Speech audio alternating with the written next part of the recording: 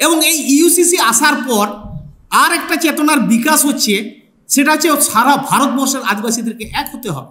আমাদেরকে যে এক হতে হবে, যত দিন যাবে এটা আমাদেরকে কেউ বলে দেবে তবে আমরা বুঝবো, সেটা না। একটা আমরা দেখেছি কি সিএএ, সিটিজেন অ্যামেন্ডমেন্ট অ্যাক্ট, এটা একটা তৈরি হয়েছিল এবং সেটা লাগু হবে। এনআরসি সে একটা তো সেটাও তৈরি হয়ে আছে।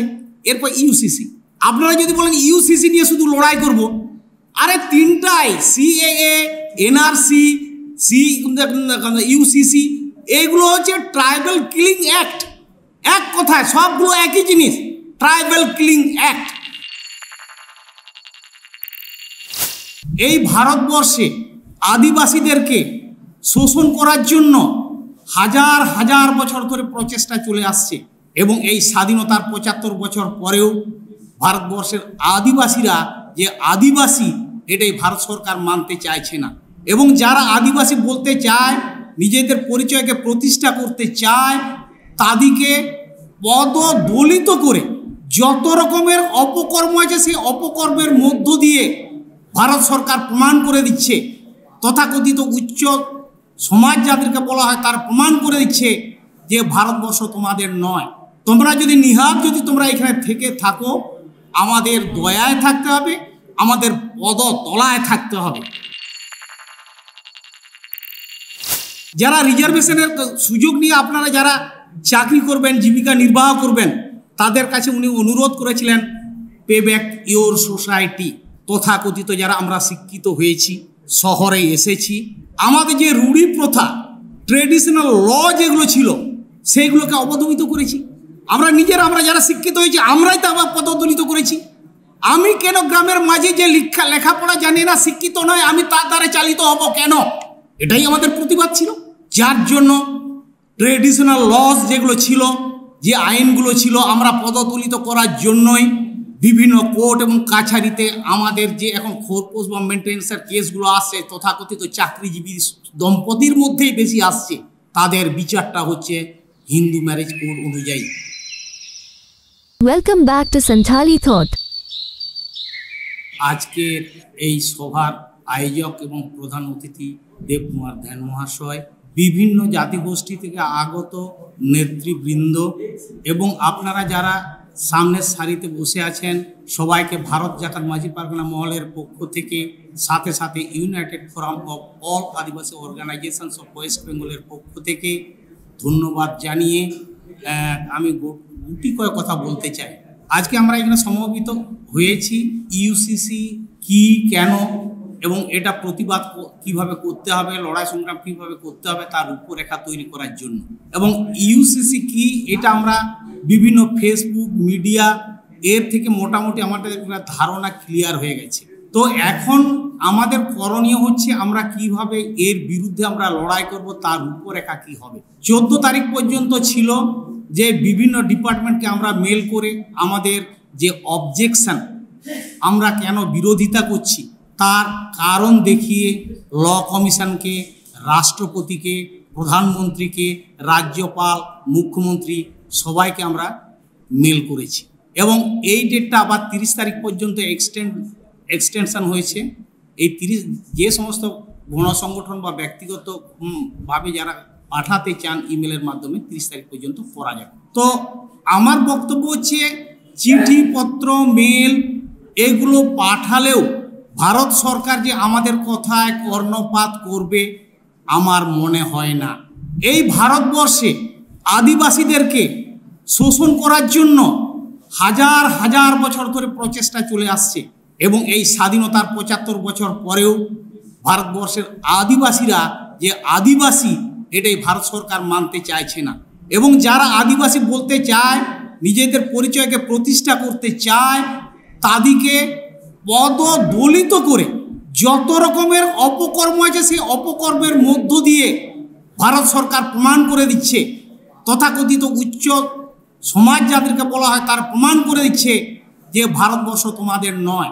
তোমরা যদি তোমরা এখানে থেকে থাকো, আমাদের দয়ায় থাকতে হবে, আমাদের পদতলায় থাকতে হবে।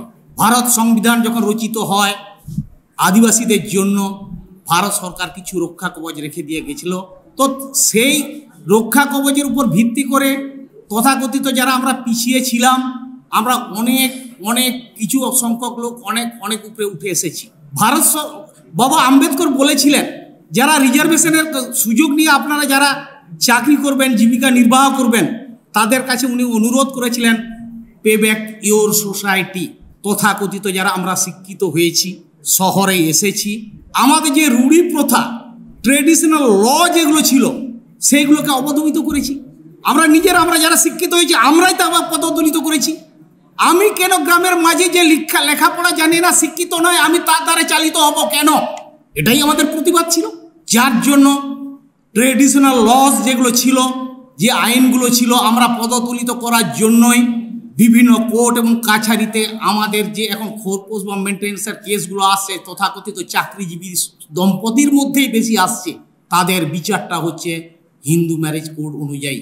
কারণ আমরা নিজেরাই প্রমাণ করেছি, আমাদের জাতিসত্তা আমরাই লিখে এসেছি যে আমরা হিন্দু, আমরা লিখে এসেছি। তো এখন যদি কোর্টে জাজমেন্ট হয়, সেটা তো হিন্দু ম্যারেজ কোড অনুযায়ী হবে। তো যে সমস্ত জাতি গোষ্ঠী থেকে এসছেন, আপনাদের কাছে আমার অনুরোধ, প্রথমেই আপনারা যে জাতি গোষ্ঠীর পরিচয় দেবেন, আপনাদের নিজ নিজ জাতি গোষ্ঠীর পরিচয় দেবেন, কখনো হিন্দুইজম, খ্রিস্টানিজম এইসব লিখবেন না। এটাই যদি লেখেন, পরবর্তীকালে কোর্ট ওটা দিয়েই বিচার করবে। আর আপনি জাতিসত্তা প্রথমেই যদি উল্লেখ করে দিয়ে থাকেন, তখন কিন্তু আপনার যে বিচার, কোর্টে যে বিচার হওয়ার কথা, সেটা আমাদের ট্রেডিশনাল লস অনুযায়ী হওয়ার কথা। আম্বেদকর যেটা বলেছিলেন পে ব্যাক ইওর সোসাইটি, সেটা উনি বলেছিলেন যে সমস্ত আদিবাসী ভাই এবং বোন যারা তোমরা সংবিধানের সুবিধা নিয়ে চাকরি করবে, জীবনকে উন্নত করবে, তোমরা সবসময় রেডি থাকো, যাতে বলতে না হয় যে আমরা প্রস্তুত ছিলাম না। এই কথাটা যেন আমাদেরকে বলতে না হয়। উনি ওটা মিনিং করেছিলেন, কিন্তু আমরা বুঝিনি।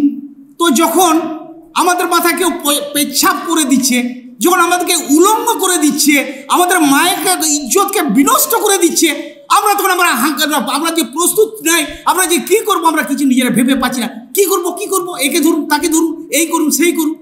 আমাদের এই প্ল্যান করতে করতেই আমাদের জীবনটা চলে যাবে। পশ্চিমবাংলায় এই ইদানিং ফেক এসটি নিয়ে প্রচণ্ড লড়াই চলছে।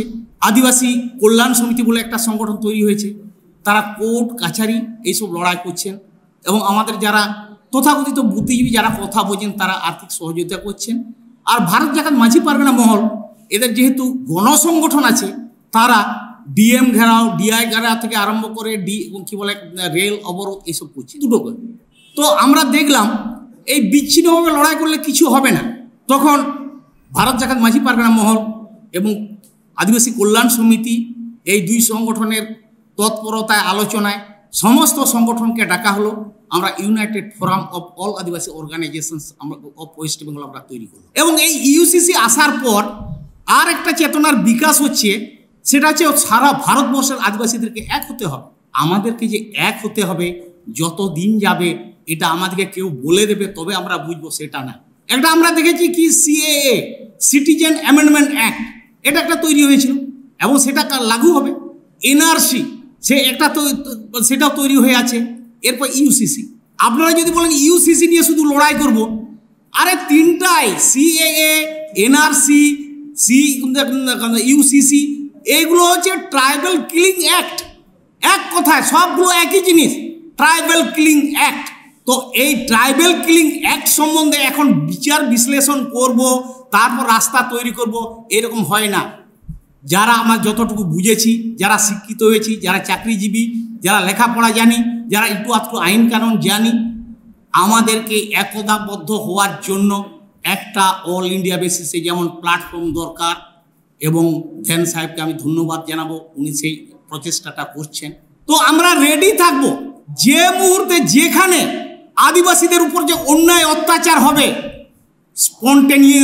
স্পন্টেনিয়াসলি যেন আমরা গর্জে উঠতে পারি। আমাদের আদিবাসী মা বোনেদেরকে বেইজ্জত করে দিচ্ছে, আর আমরা আলোচনা করব অত সময় ধরে হবে না। দেন অ্যান্ড দেয়ার স্ট্রংলি অপোজ করতে হবে। আর যে আইনগুলো যেগুলো আসছে, আমরা ইউনাইটেড ফোরাম থেকে আমরা সিদ্ধান্ত নিয়েছি, আগামী 14ই সেপ্টেম্বর কলকাতা একটা অভিযান করব জনমত ইউসিসি এবং ফেক এসটি এই ইস্যুগুলো নিয়ে। আর 27-28 জুলাই আমরা ডিএম হোল ওয়েস্ট বেঙ্গলের ডিএম ডেপুটেশন দেবো, এরকম একটা আলোচনা করে রেখেছি। তো আজকে যে আমাদের এখানে আলোচনা হচ্ছে, আমি ধ্যান সাহেবকে বলবো, একটা আরজি রিকোয়েস্ট রাখবো যে একটা আমাদের লড়াইয়ের ইয়েটা তৈরি করুন। আমরা কি করব? আমরা মেলের মধ্য দিয়ে, চিঠির মধ্য দিয়ে আমরা জানিয়েছি আমাদের রোজ যেটাকে বলে, তার সে রোজটাকে প্রকাশ করার জন্য এই বিধানের বিরুদ্ধে আমরা জনমত তৈরি করে আমরা বিভিন্ন মিটিং মিছিল করছি। তারপরেও যদি না করে, তারপরে যদি সরকার জোরপূর্বক যদি চাপিয়ে দিতে চায়, তখন একটাই রাস্তা আছে, আর কোনো রাস্তা নাই। আমরা রেল রোকো করব, রাস্তা জাম করব, দরকার ভারত বন্ধে আমরা যাব, পুরো জীবনকে স্তব্ধ করে দেব। যতক্ষণ পর্যন্ত অর্থনীতির উপরে আমরা কোনো আঘাত হানতে পারবো না, ততক্ষণ পর্যন্ত কোনো সরকার, ভারত সরকার, রাজ্য সরকার, কেউ আমাদের কথা কর্ণপাত করবে না। তো আমাদেরকে এইটাই আমাদেরকে সিদ্ধান্ত নিতে হবে। যদি সরকার যদি জোরপূর্বক আমাদের যে সংবিধানে যে রক্ষা কবচ আছে, যে অধিকার আছে, সেইগুলোকে পদদলিত করতে চায়, নতুন করে সংবিধান সংশোধন করতে গেলে 2/3 মেজরিটি লাগবে। তো এরা এই ইউসিসি আনছে, জাস্ট একটা আইন তৈরি করছে। সংবিধান যদি সংশোধন নাও করতে হয়, তাহলে এই আইনের মধ্য দিয়ে আমাদেরকে বিচার করতে হয়। এটা হচ্ছে ব্যাকডোর পলিসি দিয়ে ওরা আইনটাকে আনতে চাইছে।